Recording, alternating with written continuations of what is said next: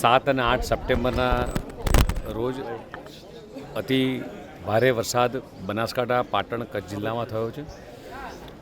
ગુજરાતના મુખ્યમંત્રી માનનીય ભૂપેન્દ્ર પટેલ દ્વારા તાત્કાલિક સેન્ટર પરથી જોયા બાદ દરેક કલેક્ટરને સૂચના આપવામાં આવી હતી જ્યાં જ્યાં વધારે વરસાદ થયો છે. કલેક્ટર દ્વારા પણ લગભગ બનાસકાંઠાની અંદર લગભગ થરાદ, વાવ, ભાભર આ બધી જગ્યાએ 296 જેટલા ગામડાઓ ઇફેક્ટેડ થયા હતા. કલેક્ટરની ટીમ અને બધા દ્વારા એનડીઆરએફની ટીમ અને બધા જ લોકોએ રેસ્ક્યુ કરવાની કામગીરી કરી છે. સાથે સાથે લગભગ 228 વ્યક્તિઓને રેસ્ક્યુ કર્યા, 6867 વ્યક્તિઓને સ્થળાંતર કર્યા છે.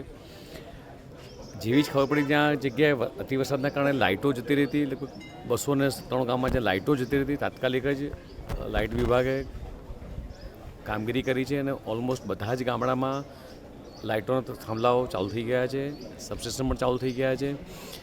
કલેક્ટર દ્વારા, એનજીઓ, સરકાર, બનાસ ડેરી દ્વારા પણ ફૂડ પેકેટોની વાત કરું તો બધા જગ્યાએ લગભગ 1.5 થી 2 લાખ ફૂડ પેકેટો આપવામાં આવ્યા છે.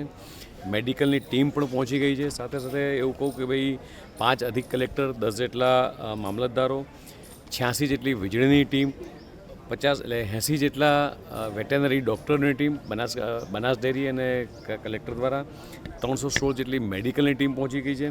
બીજા 1000 થી 1500 જેટલા કર્મચારીઓ આ ટીમમાં લાગેલા છે. અત્યારે આપ જોઈ રહ્યા છો તે દરેક ઘરે જેટલા ઇફેક્ટેડ લોકો છે, સગત પરિવારોની અંદર 15 કિલોની કીટ રાજ્ય સરકાર દ્વારા તૈયાર કરી અને લોકોના ઘરે પહોંચાડવાની કામગીરી થઈ રહી છે. અત્યારે અહીં આ કાર્યક્રમ બાદ સીધો ડીસાથી પણ લગભગ અમારા ત્યાંના સ્થાનિક ધારાસભ્યોથી માંડીને બધા જ લોકોએ જે કીટો તૈયાર કરી છે. પાલનપુરના અમારા ધારાસભ્ય શશિકાંતભાઈ, ડીસાના ધારાસભ્ય, બધા જ લોકોએ સહયોગથી જે ફૂડ કીટો લગભગ બનાસ ડેરીએ પણ લગભગ 1.25 લાખ જેટલા ફૂડ પેકેટો આપ્યા છે, 1.25 લાખ જેટલી પાણીની બોટલો આપી છે એમની પોતાની વેટેનરી ટીમ. એટલે રાજ્ય સરકાર અને સાથે સાથે કલેક્ટરને પણ તે માન્ય મુખ્યમંત્રી સૂચના આપી છે જે જગ્યાએ સર્વેની કામગીરી કરવાની છે એ સર્વેની કામગીરી પણ એ આજથી જ ચાલુ થઈ છે. અને મોટાભાગના તમામ રસ્તાઓ એ ચાલુ થઈ ગયા છે. જે જગ્યાએ પાણી ભરાયા છે, જે જગ્યાએ નથી જવાય એવું ત્યાં પણ વ્યવસ્થા કરીએ છીએ. અને માનનીય મુખ્યમંત્રીશ્રી પણ પોતે અત્યારે હમણાં બપોરના સમયે અહીંયા આવી પહોંચવાના છે.